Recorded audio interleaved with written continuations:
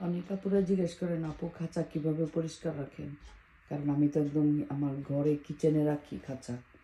ঠান্ডার জন্য পাখি আমি তো বাইরে রাখতে পারি না, সামারে শুধু অল্প সময়ের জন্য দিই। এই যে আমার পাখি আমার কিচেনে আছে। এই যে সকালবেলা উঠে আমি উঠলাম, এখানে কীভাবে পরিষ্কার করি। এই যে পেপার দেওয়া আছে, পেপার কিন্তু অনেক লেয়ার করে দিছি, এই যে অনেক লেয়ার করে দিছি। এই যে আমি এখন সকালবেলা উঠি যে যে ময়লাটা করছে এই যেটা আমি এইভাবে ফোল্ড করে উপরেরটা ফেলা যেতেছে। এই যে এখন ক্লিন হয়ে গেছে। সো এরকম করে আমি প্রতিদিনে 3 থেকে 4 বার ক্লিন করি, একটা একটা উপরের লেয়ার পেপার ফেলাই দিই সবটা। সো এই যে ক্লিন হয়ে গেছে। তো ককাটেল পাখির একটা খারাপ অভ্যাস আছে, ওরা কিন্তু নিচে নাইমাই খাবারটা না পাইলে ওরা ওদের পুপ খাওয়া শুরু করে দেয়, যেটা ওদের শরীরের জন্য ভালো না, ওদের শরীরের জন্য খুবই খারাপ। এই জন্য আমি এরকম করি। আবার আমার খাঁচাটা একদম ক্লিন হয়ে গেছে। আর প্রতি 2 সপ্তাহ 1 সপ্তাহ চেষ্টা করি, যদি না পারি সময় না পাই তাহলে প্রতি 2 সপ্তাহে একদম খাঁচা বাইরে নিয়ে যাই। বাইরে নিয়ে গিয়ে কী করি, এই যে পানি দিয়া পুরাটা ওয়াশ করে ড্রাই করে তারপর আবার নিয়ে আসি আর কি।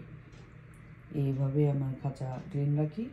আর আমি কিন্তু আরেকটা জিনিস, আমি কিন্তু রাতের বেলা খাবার কিছুই রাখি না, কোনো খাবারই রাখি না যাতে ইঁদুর টিঁদুর পোকামাকড় কম আসে। রাতের বেলা ঘুমানোর আগে একদম ঘর ঝাড়ু টাড়ু পরিষ্কার করে দিয়া তারপরে ঘুমাই, যাতে আর খাবার সব সরাই ফেলি, যাতে কোনো না থাকে, এই যে পোকামাকড় না থাকে।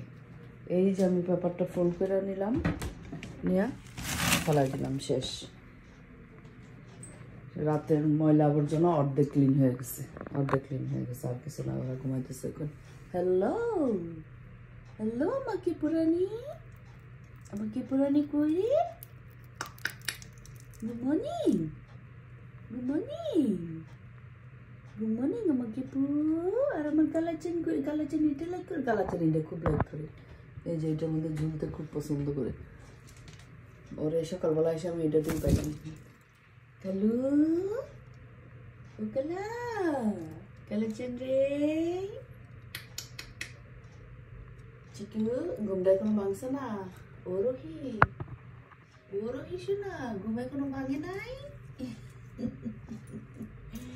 গলা আমার গোল্ডে কই রে? গোল্ডি টুনি ছোটু পিচ্চু পিচ্চু।